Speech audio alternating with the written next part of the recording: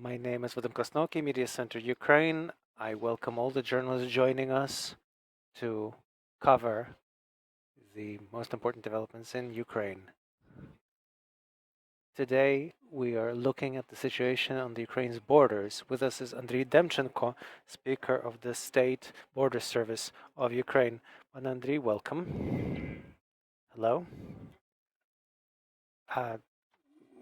There's a lot of attention to Odessa today. We have missile strikes every day, and we have Transnistria right next door. We have Russian military there. There's been provocations there. What's the situation on the Ukrainian borders with Transnistria? First of all, the border, with the Moldova border on the Transnistria segment is defended. Not only with the forces of the State Border Service, but other elements of the defense sector. We're working with the National Guard in order to ensure order in this area and to preclude any provocations that the Ukrainian Federation might start, because we understand that both the territory of Belarus, much like the territory of Belarus, Russia might use the territory of Transnistria to escalate in Ukraine. The only thing I would like to mention is that specifically on the Ukrainian section of the segment of the border, we have not seen any provocations. Of course, we are keeping our fingers on the pulse with the situation in Transnistria, when people are talking about shellings and shooting at the border.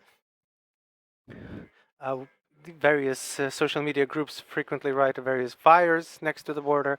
We would like to say that none of this has not happened on the border line in Ukraine. Ukraine is not undertaking any aggressive activities, any offensive activity. We're defending ourselves in a war that Russia has started against our country.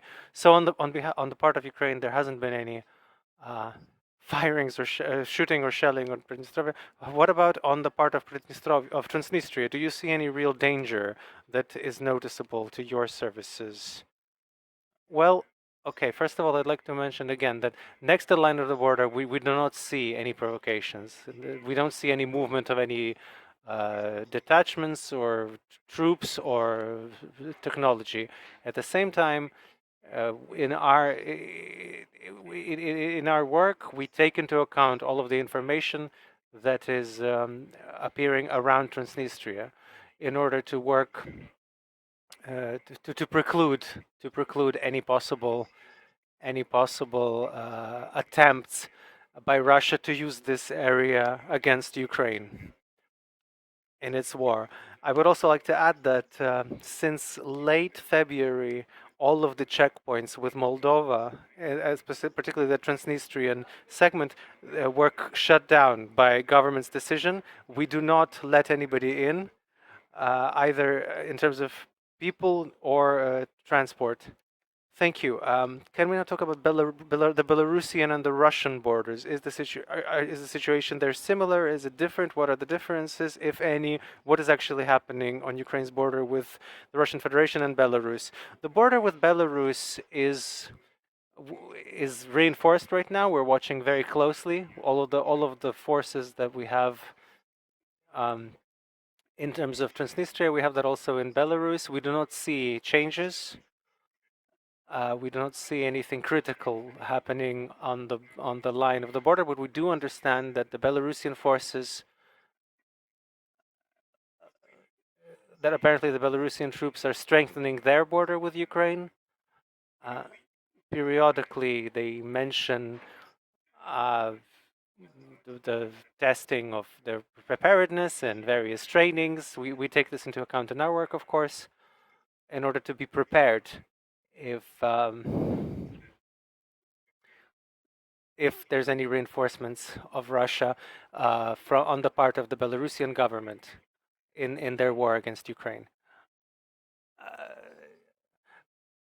I understood. What about the Russian border, where we are, where we have recaptured, or where it remains under the Ukrainian control? Well, we're talking about three regions here: the Kyiv, Chernihiv, and Sumy regions. Ever since the Ukrainian armed forces and the border guards have together kicked out the Russian forces, and they have retreated in these areas. The State Border Service of Ukraine and our servicemen and servicewomen have started working on recovering the border, and we have recovered all of the areas. However, there is no classic border guard there now, as in terms of patrolling on the line. That's not happening right now because there is still the danger. The area may be mined. Diversionary groups may be working, and particularly shooting and shelling done by Russia from Russian territory on Ukraine. This is happening every day. This happens on a daily basis, particularly in the Chernihiv and Sumy regions, and many times over the course of the day. Moreover, there's mortar shooting. There's automatic grenade launchers, and we see aviation, both aircraft and helicopters, that reach the border of Ukraine and strike, and then retreat back into the territory of Russia. There are there have been instances where the planes of the Russian Federation reach the territory of Ukraine, they turn around and hit the territory of Russia, if it's them being close enough. Of course, in order to then blame Ukraine and continuing to deepen the crisis. Lately, we've also seen in recent days. We've seen firings from multiple rocket launchers, multiple launch rocket systems. We've seen this in Sumy particularly. So again, we don't have the classic defense of the border right now. The border guard are doing their best to ensure the safety of our military during the defense of the border in all these areas. We create specific locations to locate our troops and so that they can serve. As far as the security of the citizens, our border guard bodies in Sumy and Chernihiv have issued specific regulations about specific to these areas. Citizens are not allowed to be next to the border uh, uh, unless they live in localities that are right next to the border, and they're not allowed to be within 1 kilometer of the border, and within 20 kilometers they're not allowed to roam or fish at night, and they're not allowed to do any sort of work apart from perhaps specific companies and plants that have to get a special permit from the border guard. Civilians are additionally not allowed to wear military fatigues or military uniforms in this area. You say there are shellings every day, and although we are very happy to hear that there are preventive measures taken to prevent the civilians, have there been victims? Have there been casualties? Are Russians managing to inflict damage on infrastructure with this shelling? Well, we can say we're talking about the border area that is outside residential localities, and we often see this is rather haphazard, chaotic shelling, or perhaps attempts to hit border detachments and the border services. And so we can only talk about explosions in the fields, so to speak, in the forests and in the fields when these shells come down and explode. However, the local authorities also note some explosions in residential in localities in residential. Fortunately, um, in the border areas, we have not had any casualties. Fortunately, we're happy to hear that. So, the main goal then would seem to be psychological operation, perhaps some trying to gain some intelligence for the Russian side. How about as far we're getting reports from the Russian side that there are shellings and firings on the Russian territory from our side. Can you confirm or deny this? Well, again, I would like to stress that Ukraine is holding a defense against the invader. We do not take any aggressive offensive steps against them. So the rhetoric about the shelling from the territory of Ukraine, that sounded even prior to February 24th, even prior to the full-scale invasion. We remember when we had these provocations, when they were talking about the shelling of the territory of Ukraine, where we didn't have the capacity to reach at that point. Understood. Now, when Ukrainians have returned to their places of settlement next to the border, what is done to prevent the sort of situation that happened on February 24th, when so much enemy technology entered Ukraine? Again, if we're talking about the Russian border, we're continuing to strengthen all of these areas in the Kyiv, Chernihiv, Sumy regions in order to preclude future escalation of aggression in these areas, because Russia is leaving some of its technology and troops opposite to these regions, and the fact what we can say is that we do not notice any kind of strike groups, but knowing the aggressors' tactics, it's possible that there may be some secret steps being considered by the aggressor to reinvade in these areas. In other areas, Kharkiv, Luhansk, Donetsk, as you know, there's heavy fighting going on, where the border guards are also involved in order to destroy the enemy and push the enemy out of Ukraine. Understood. Andriy, what's the situation in the western border of Ukraine, particularly? What are the dynamics of Ukrainians' movements out of Ukraine and back into Ukraine? Who outweighs who? Okay, the dynamics is in the border where we have checkpoints, functional checkpoints with the EU countries and Moldova, except for the Transnistrian segment. It fluctuates. On some days we have more people. On some days we have fewer people. Usually these influxes happen prior to the weekends, and on the weekend, early in the week, it usually comes down a bit. But on average, we have about 70,000-80,000 people per 24 hours in each direction. Uh, with this, it should be noted that people who leave Ukraine, there are more people who leave Ukraine than people who come back in. We've seen the opposite for a few days. This happened prior to the Easter holidays. For 2 or 3 days, more people were coming back to Ukraine, particularly Ukrainian citizens were going to Ukraine rather than out of Ukraine. Of course, this meant that people were coming back for Easter. Right now, of course, we still have more people leaving than coming in, than entering. Overall, since February 24th, the state border has been crossed by about 6,300,000 people, of whom about 400 million people left Ukraine. These are both Ukrainians and international citizens. As far as Ukrainian citizens, of course, if we compare it to the first month after the start of the full-scale invasion, we've had more of our citizens coming back from abroad. This fluctuates at a level of about 25,000-30,000 people per day. However, of course, we have the people leaving.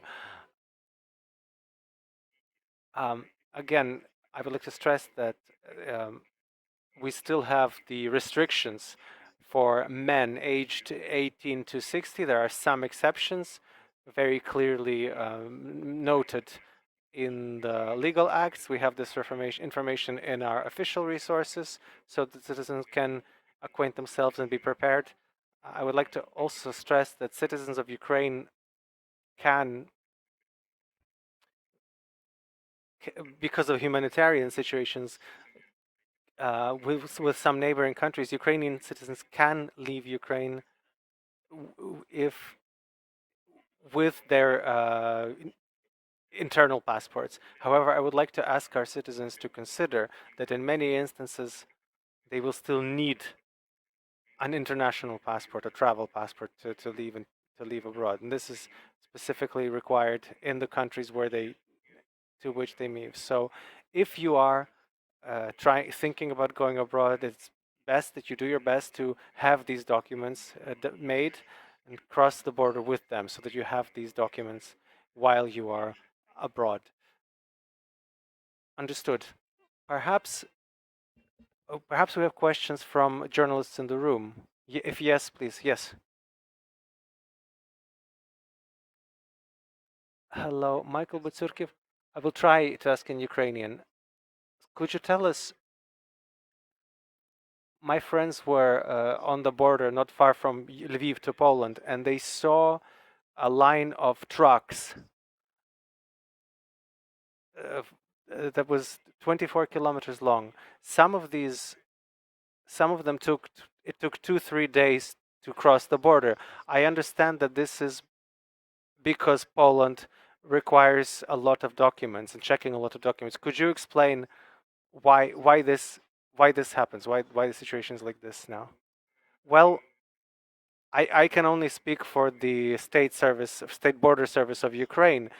And if we're talking about our inspectors, they do their best to speed up, to facilitate both the leaving and the re-entry into Ukraine. However, we have to take into account that carrying